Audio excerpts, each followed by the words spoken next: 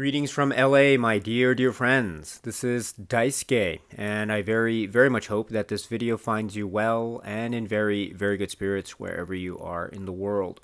And today, if you don't mind, I would very much like to continue on with our journey, our discoveries, our discussions, and our explorations with respect to the recent releases made by the Criterion Collection during this year of 2023. And that brings us, or I'd like to actually devote our attention today with respect to a really great collector set, a box set that was released by Criterion about a month or so back in the middle of the year. And this is the set which is called Pasolini 101. And I have the box right here. And I'd like to, if it's okay with you, I'd like to begin the conversation with regard to each of the films that is included in this wonderful set, because there are a lot of films directed by Pier Paolo Pasolini. The first of such feature films is a work which is described as being from the year 1961, and it is directed by Pier Paolo Pasolini. And the name of this film is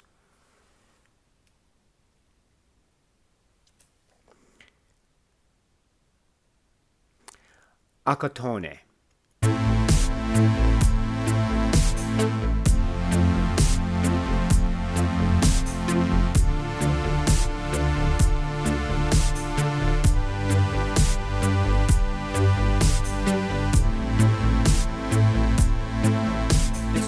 This is the great work by the legendary filmmaker Pier Paolo Pasolini, writer and director Pier Paolo Pasolini, and also with dialogue co-written by Sergio Citti, and we'll speak a little bit about this later in this video.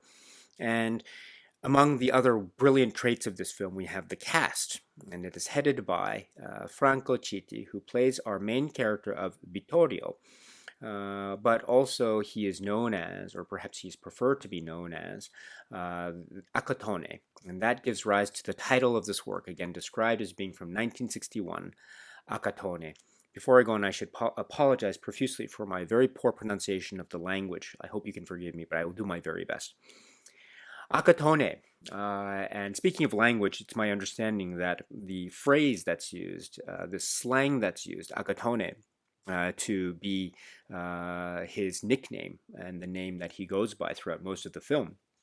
This is also, I understand, can be translated into English as scrounger or layabout. And I think that gives rise to a number of possibilities in terms of interpreting and absorbing the plot and story structure of this film. Speaking of which, I think there are many ways to approach this film, ACCATTONE, but one of the ways is maybe through the plot and story structure. So let's try to endeavor to do that right now. And yes, indeed, our main character is Franco Citti's ACCATTONE, and we find him in sort of contemporary urban times in this Roman setting. And like his nickname suggests, he seems to be a scrounger or a layabout, in the sense that even in the opening moments, we find that he is not engaged in quote-unquote regular work, end quote. This is in stark contrast to some of the other people we meet almost immediately within his circle of friends, his orbit. Some people work, others do not. However, that's not the end of the story with regard to the young man here, that is ACCATTONE, because we also understand that he does get some kind of financial, say, income, or he is able to live by virtue of his relationship as a type of pimp. And this brings us to his relationship and connection with the one of the other characters that we meet. This is Maddalena, and who is a prostitute. And there is a subplot that arises in this connection with regard to some other aspects of, say, petty crime, and also maybe gang life and gang rivalry, and the like, which and issues of incarceration and the reason thereof, and rivalries and jealousies and understandings and misunderstandings and betrayals that lead down a certain path of plot or subplot trajectory, which means that ACCATTONE is found to be maybe unable to support himself financially. And so he is on a trek or a mission or a journey to try to meet others to somehow be able to find a way to, in essence, fend for himself. Now, what will this mean for ACCATTONE throughout this journey in this urban landscape, which is both psychological and emotional as well as physical? This could mean trying to find a replacement for the situation that he had been in prior to all this this trouble and the scuffle that is part of the opening, say, moments of the film and the plots or subplots that unravel during the opening moments of the film. Or could he try to find some other way, a path towards salvation? And could this be found in other relationships that he meets or other relationships that he revisits in terms of the past and in terms of details that slowly emerge that we discover as viewers with regard to ACCATTONE and his past and his life and maybe details about his family and other relationships? Or is it going to be something else, or the combination of many other factors? Because this is a journey of our main character ACCATTONE that could also have the potential for being very optimistic and uplifting, but given any chance, both external and or internal, there also might be the possibility that this journey could turn deadly and could turn dark and it could turn very intense and highly scrutinizing the psychological state of ACCATTONE, and indeed also his spiritual state, because throughout the sort of roughness and throughout the various forms of adversity that we see ACCATTONE essentially encounter, we see him maybe trying to, or perhaps not trying to, grapple with himself and his situation and maybe his own sense of moral responsibility. Also, we see him struggling in terms of his place vis-a-vis existence and death. And these are very weighty concepts, and they're handled with such, I think, aplomb and such a gritty sense of immediacy. Because they are always set within the context of ACCATTONE's life. And ACCATTONE's life is one that has its share of, say, connections and having a good time and showing off and having fun. It also has its share of danger and risk and the possibility of even destruction. It also has its share of violence and danger, and also it's touching upon both maybe obliquely but also quite directly in times within the world of crime, albeit maybe crime at a level of petty crime, or perhaps sometimes even deeper and more significant and more severe and dire in terms of the consequences, possibly. And so there is a lot at stake here. And also we understand too that ACCATTONE, given his age, his generation, and maybe his financial background or details, might be considered to be of a certain class strata during taking into consideration the sort of social political aspect of the depiction of Rome or Italy or the urban landscape as viewed by Pasolini's lens in the context of the 1960s. So that is also something to consider. We are not talking about someone who is quote-unquote of the upper class. We are talking about someone who is very, very much, very evidently, and based upon his own say, understanding of himself. We are dealing with someone who is of a young generation, but also someone who is of a certain class, economic class. Now, this is very key because this does not at all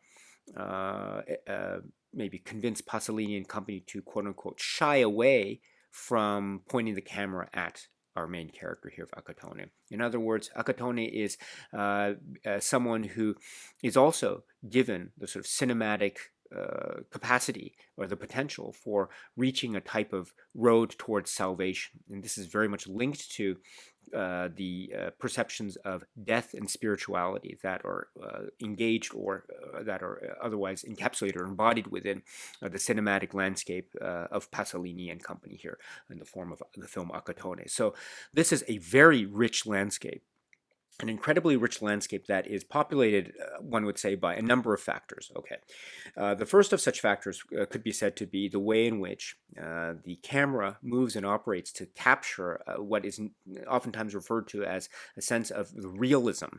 Given the phrase, I think, oftentimes as neorealism or Italian neorealism. And this is, I think, these types of vibrations and these types of tones are emitted from this film because of the way that the scenes are shot. There is a sense that we are dealing with quote unquote real life. It's not acknowledged to be a documentary per se, but it seems to be acknowledging that the film is borrowing from real life things and elements and people to create a story that seems to be, or that could be said to be, paralleling a sense of reality. But it's still acknowledged to be a film, and it's a film that's being constructed, so as a sort of narrative form. So this becomes a type of movement that I think a number of Italian films in particular, especially post-war Italian films, became very known for. But that's not the end of the story, one could say, because there's also infused within this idea of trying to capture a sense of reality the way in which I think a very literary and the very classical, and indeed also the very uh, metaphorical is also being applied. And when you think of this idea of the literary and the classical and the metaphorical, oftentimes that can be associated with things that are quote unquote not real, end quote, but things that are a sense maybe applied by an author or a writer or a director in order to create a juxtaposition, and that juxtaposition or comparison is meant to evoke a sense of meaning or a sense of, say, questioning that we as audience members can partake in.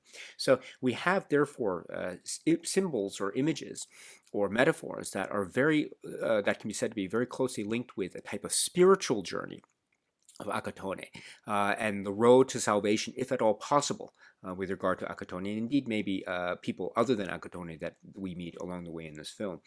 And those are applied, I think, very forcefully and very confidently, and indeed very effectively in terms of the use of the music, the Bach, and also the very, I think, conscious and very consciously repetitive, and I mean that very complimentarily, consciously repetitive and quite effective references within the dialogue and also visually to death and to the end. I mean, the film opens with a dialogue that essentially announces, this is the end. And there's a lot of talk about death and people dying.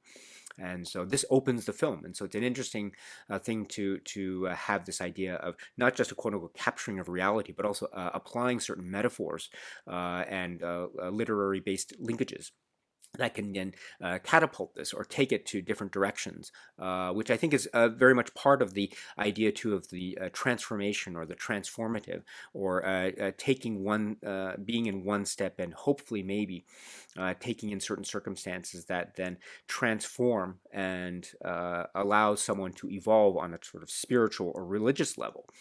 This is part of I think, the glory and part of the complexity and the overall aesthetic dynamic that is occupying the work of Pasolini, like this, and indeed other films within his filmography. And it's definitely on display here with ACCATTONE.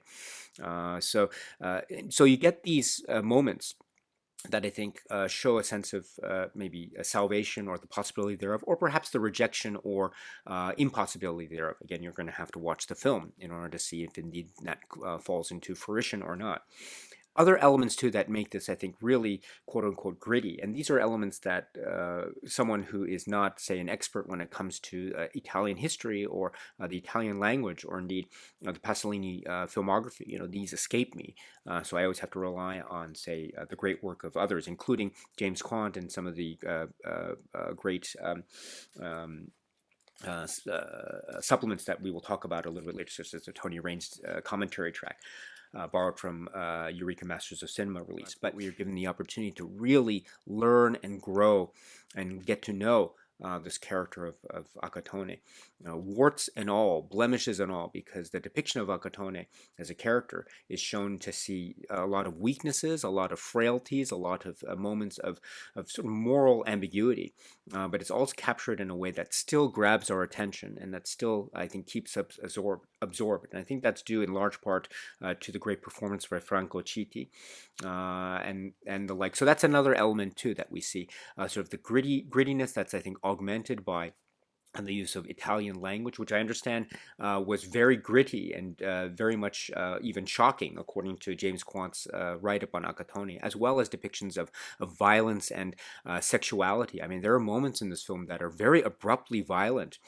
This also in terms of the clashes between gangs, and also sort of the abruptness in terms of how police and authority are seen to handle certain key scenes in this film. So there is an abruptness and a quickness that could be said to be maybe borrowing from a neorealism tradition, but also it's there, the abruptness is very cinematic and very metaphorical as well. And so that brings us to that kind of clash between quote unquote the real and the quote unquote literary, for lack of a better phrase.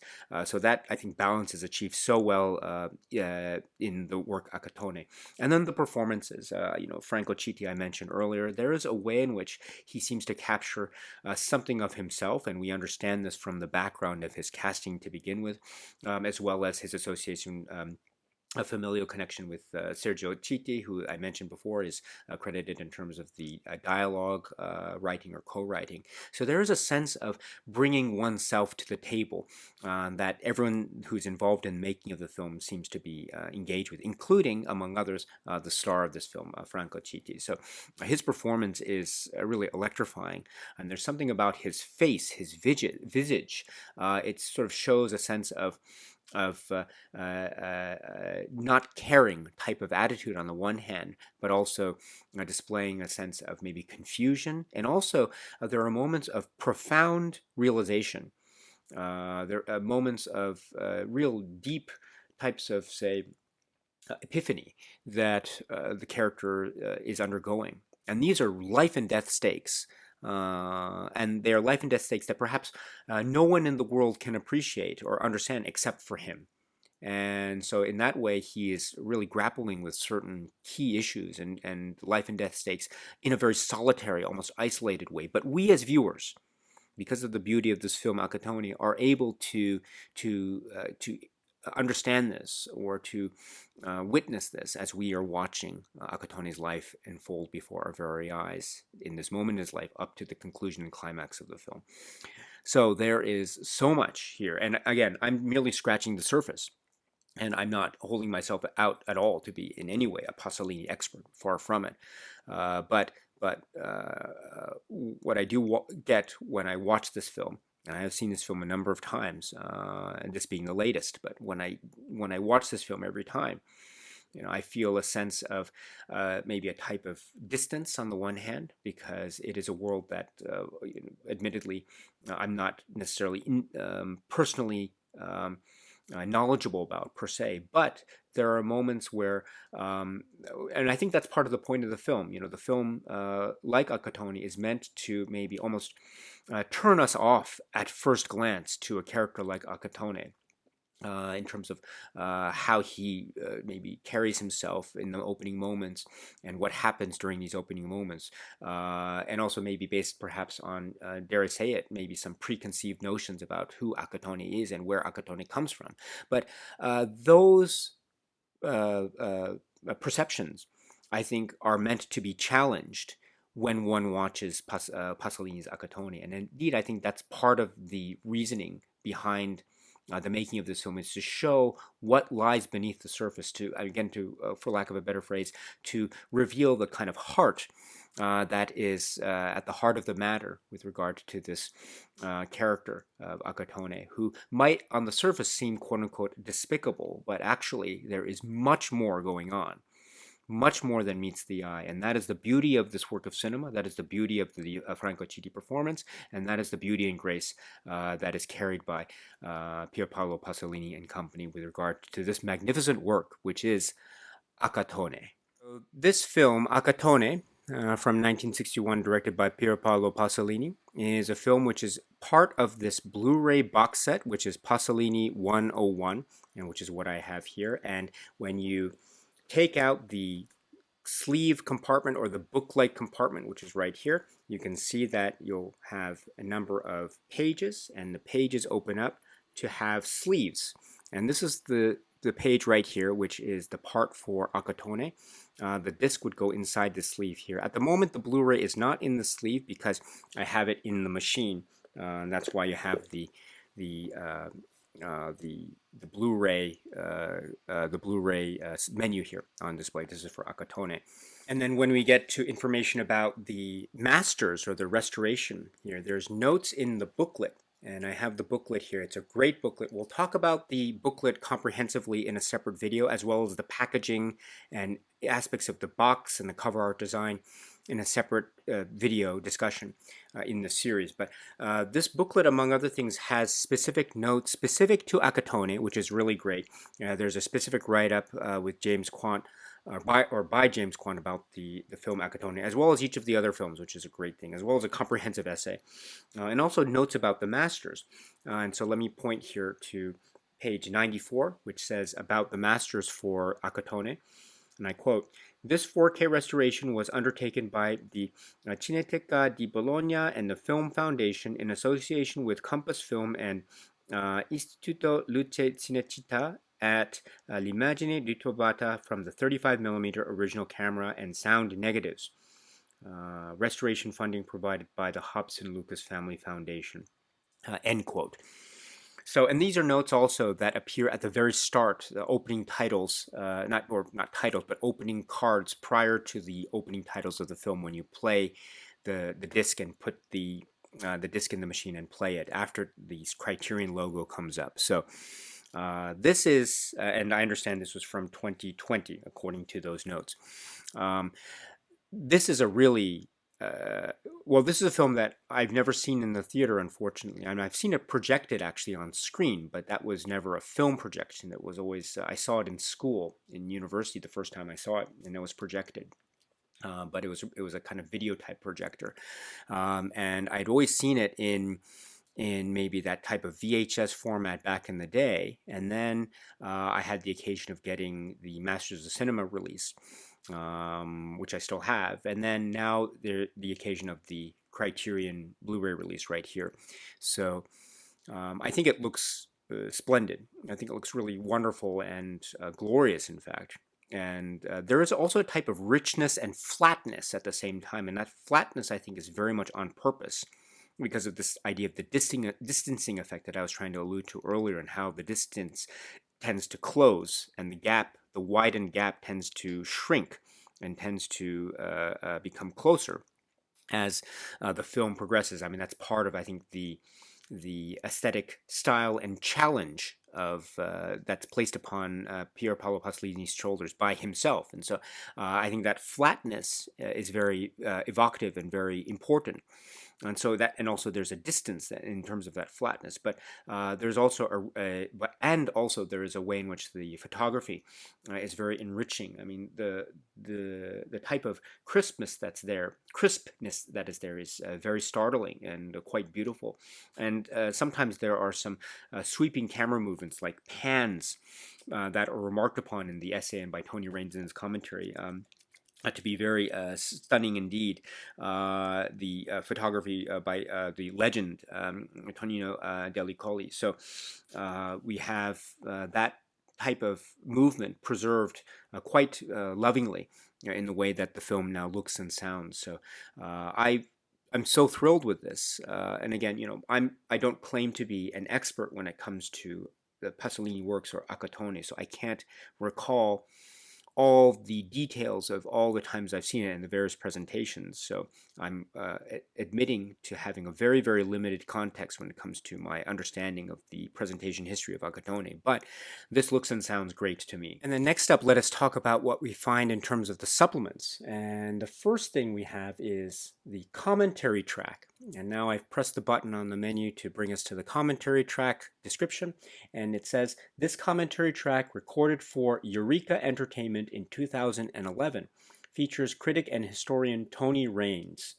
etc. So this is the Tony Raines commentary track, which again, as described here, and for those who know the Eureka release that is referred to here, yes, this was released also some years back in a great release from the fine team over at Eureka and their Masters of Cinema line, which I was very fortunate also to have as well as some other Pasolini titles, which are actually also included in this Criterion release. But this is a great thing to have that commentary track, because it's a great commentary track In fact, Tony Raines makes reference to the fine team at Eureka for this and other titles that are also part of the Eureka lineup. So it's great to have that. And Tony Raines' commentary is, well, Tony Raines is a legend for many reasons, one of which being that his commentary tracks are legendary, and this is no exception to that.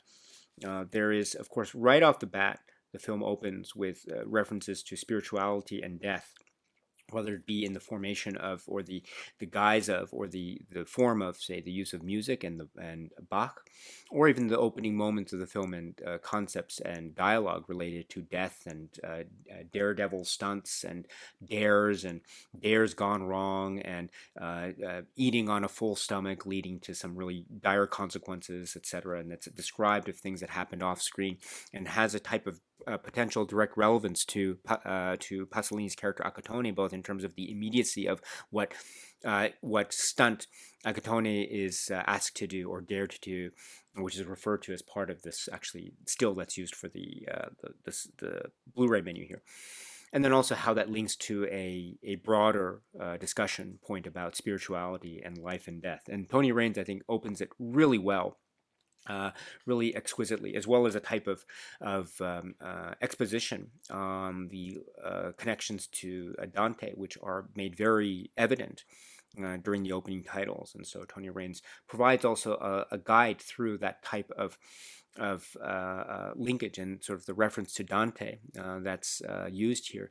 And Tony Raines posits the possibilities of comparing that aspect in terms of salvation, quote unquote, at the very last moments, and is salvation even possible even if it comes almost too late.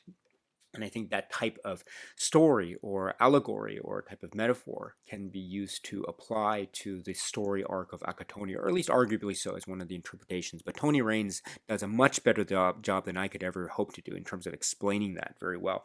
But it is there in the Tony Raines commentary track, as well as other aspects of the visual cues of the film, you know, the way in which violence seems to burst quite startlingly and quite shockingly, which is also given context. Tony Raines provides context in terms of how audiences might have seen this in the 1960s. Also the use of the Italian language, which I think is also made prominent in some of the comments by James Quandt in the essay. We'll talk about that later.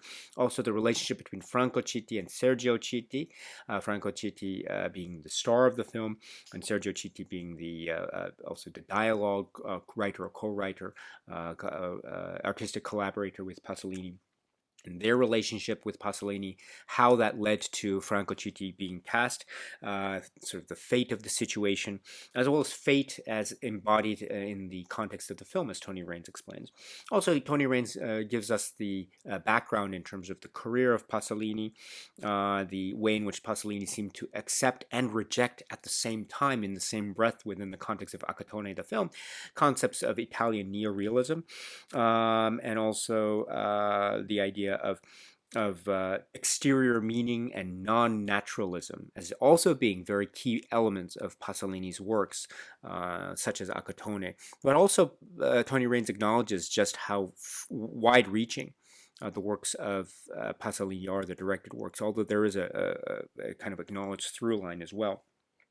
He also makes references to Pasolini's own life and biography and his viewpoints, both political and also maybe personal, as well as expressions of sexuality, implicit or explicit. Sexuality and sex vis-a-vis the direct relationships in the context of the plot of ACCATTONE, for example, vis-a-vis the various people that he meets, some of the background in terms of his familial connections, some of the possibility of romance or sex in the film, and how that plays into the plot of the film regarding ACCATTONE's own, say, financial situation and dire straits as the film progresses, and how the women in his life either work with him or are against him for one reason or another. That's also revealed, and it could be based on some kind of external circumstance, or it could be based on something that ACCATTONE himself has done. But this is brought up as one aspect of that in the Tony Raines discussion. Also, Tony Raines makes reference to Pasolini's himself and his own sexuality, which is often self-described as well, and how there are elements too that can be described and in terms of homoeroticism as displayed in a lot of say, or that can be displayed implicitly in a lot of the scenes involving ACCATTONE and others. So there is a way, too, in which I mentioned before, and Tony Raines explains it much better than I, the way in which the artists are bringing a lot of themselves to the table in order to create this work of fiction, this narrative fiction that is ACCATTONE, but is bringing a lot of quote-unquote real elements. And part of that, too, is Pasolini the artist and Pasolini the human being. And those elements, I think, are becoming interwoven into a type of style, a visual style, as well as the way in which characters are interacting with each other within the space, as well as how the camera frames these characters as well. And there's also the religious or spiritual connection, the way in which certain frames are enacted like paintings or fresca, which is a point that leads to the education and the artistic sensibilities and the poetic and literary sensibilities of Pasolini as an artist and as an art critic and a film critic and a poet and a writer, which is referred to by Tony Raines so exquisitely. And just some details of the camera work. I mentioned the camera shots, this idea of capturing real elements, but also capturing a type of acknowledged constructed aspect that could be said to be trying to mimic or replicate or mirror works of art, or the way in which the camera seems to sweep along in these pans. Delicoli's photography here, that also is quite stunning, and I think Tony Raines makes note of that really, really well. So for these and other reasons, this is one of the great commentaries from one of the great commentary track providers and film historians and critics, Tony Raines. And it's great to have this again. I know that the Masters of Cinema release, it might not necessarily be the easiest release to come by in terms of accessibility. So if you have it, great, you should keep it. It's really, I have it as well, so I'm going to keep mine because it's a really great thing. But that doesn't take away from the Criterion release, which is really fantastic and stellar for the presentation, details, etc. But it is wonderful to have the commentary track carried over from that great release and now made available as part of the Criterion release. So well done to be able to get that. And next up, let me now go to the supplements menu as part of this, and we have 3 supplements that are listed here. So the first supplement here is called Pasolini on Pasolini, and this is described as being from the year 2023, and this is approximately 29 minutes.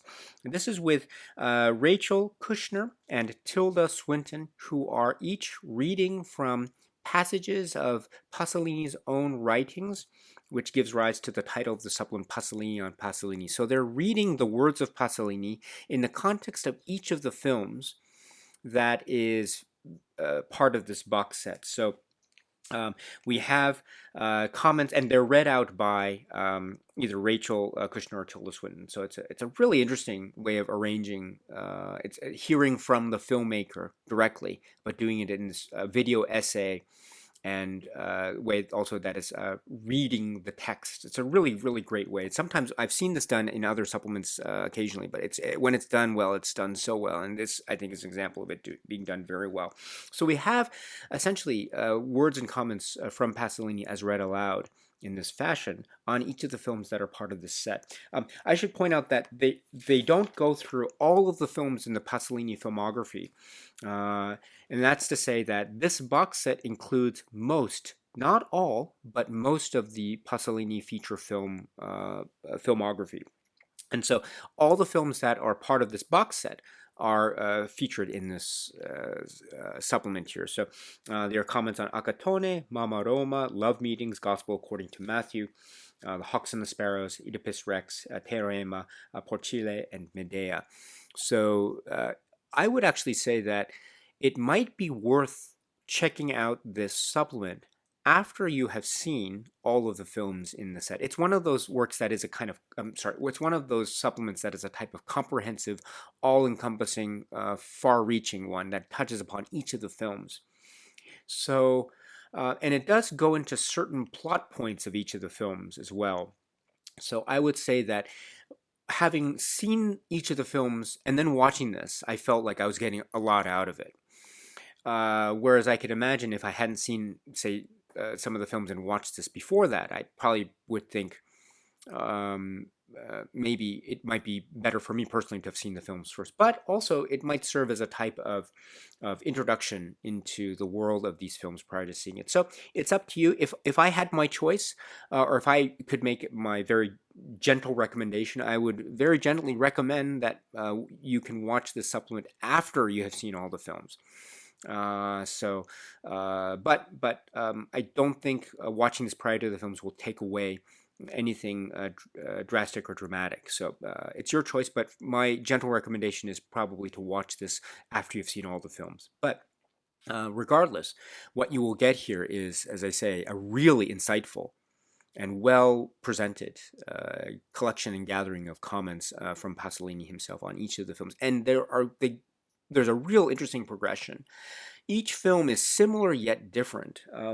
One of the great glorious things about Pasolini's filmography is how one can say that while some films can be said to be very much in link with each other, there are many points that have a type of drastic difference, almost an extreme shift to the opposite direction.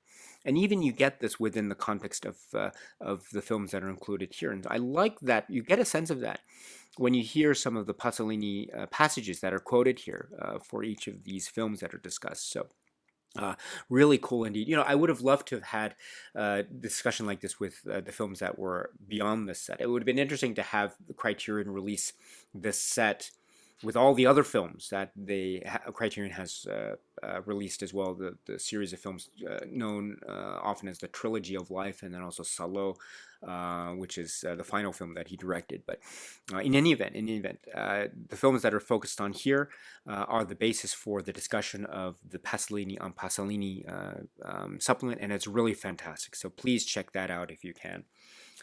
And then next up, we have a type of almost feature-long episode, Cinéaste de notre temps, and this is focusing in on Pasolini, and this is from November 1966. And Cinéaste de notre temps, which is right here, it says, "This intimate portrait of Pasolini, dubbed The Enraged in the program Subtitle, aired on French television November 15th, 1966. And was directed by Jean-André Fieschi. It features wide-ranging conversations with the director as well as interviews with the actors and collaborators who helped shape his cinematic universe over the course of the 60s. So it is an hour and 37 minutes or so, and wow. This is going really into Pasolini as an artist and as a human being, and also some comments from others about their perception of Pasolini and working with him. Bertolucci is also featured in some of these other discussions as well, because Bertolucci has a very strong artistic relationship with Pasolini. And then also Pasolini primarily is featured here. Sometimes he speaks in French, sometimes he speaks in Italian. So, I'm not a fluent French speaker, and I'm not a fluent Italian speaker, but it's quite incredible.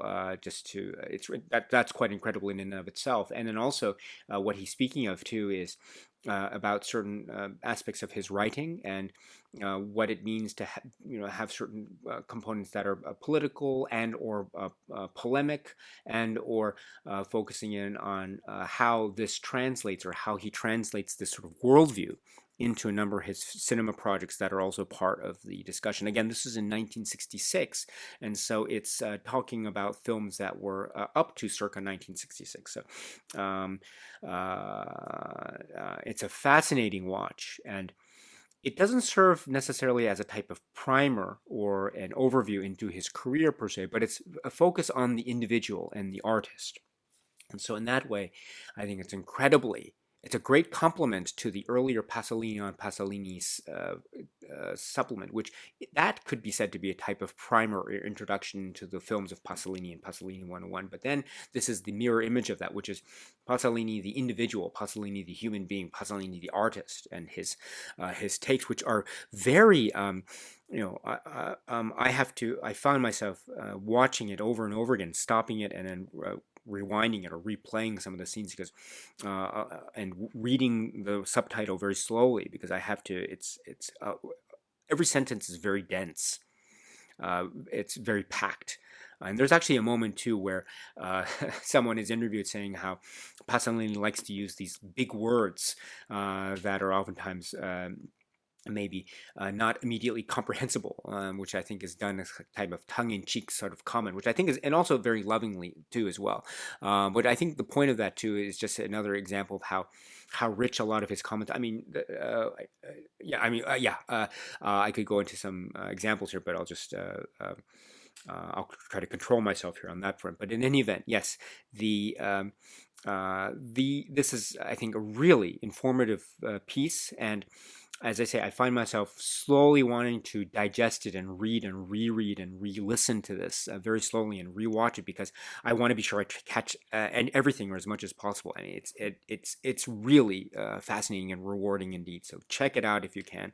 Another glimpse into the mind and heart of this great artist. This is Cinéaste de notre temps from 1966.